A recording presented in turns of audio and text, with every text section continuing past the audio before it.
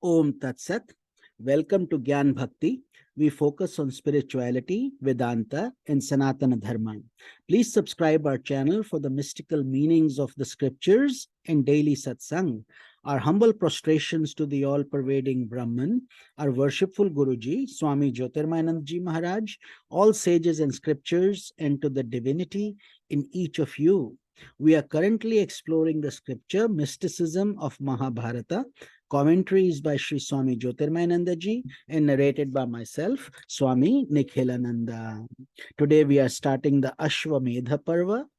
After the ashes of Bhishma were cast into the Ganges, King Yudhishthira became profoundly depressed and afflicted with sorrow. Great sages gave him counsel to console him and help him regain his mental balance, and Krishna and Dhritarashtra urged him to throw off grief and take up rulership of the kingdom. At that time, Sage Vyasa urged Yudhishthira to begin planning to perform Ashwamedha Yagya, the horse sacrifice, in order to channelize his energies and to unite the people in the kingdom around him. Krishna teaches the Anugita. One day, while plans for the yagya were in progress, Krishna and Arjuna were relaxing together in the palace when Arjuna said, "O Lord, when the Mahabharata war was about to commence, you imparted to me the teachings of the Gita, but I have forgotten much of those teachings and I would like to hear them again." At that time, Krishna was preparing to depart for his own capital in Dwarka, but persuaded by Arjuna, he agreed to stay for a while to impart additional teachings which are known as Anu Gita. Anu means small. So small Gita, implying teachings that are in a more simplified form than the Bhagavad Gita. The birth of Parikshit.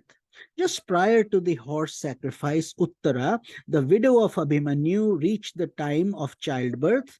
Due to the infallible power of the weapon launched by Ashwatthama, her baby was born dead.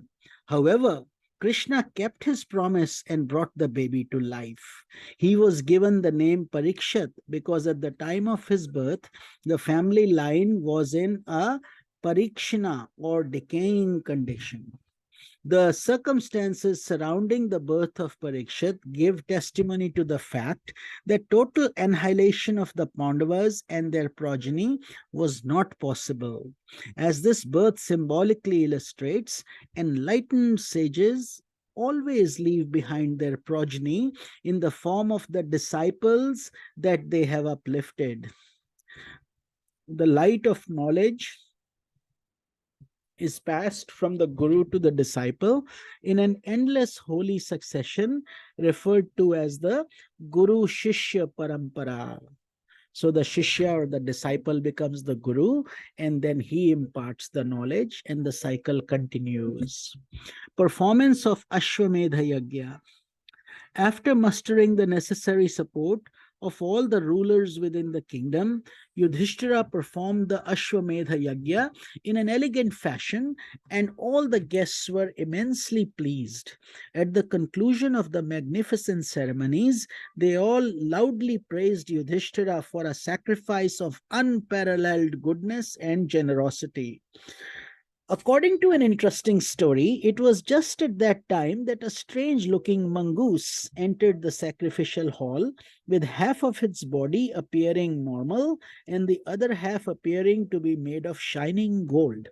When that mongoose began to roll around on the sacrificial altar, the indignant priest asked for an explanation to what he was doing.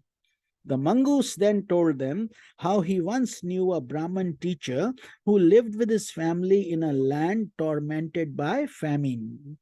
The family was on the verge of dying from starvation when a devoted pupil of the teacher brought him a small amount of flour.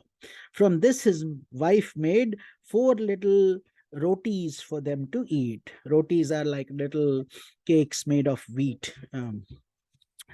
Just as they were about to enjoy this blessing of food, a hungry visitor arrived at their home, and the generous teacher insisted that the guest eat his little roti.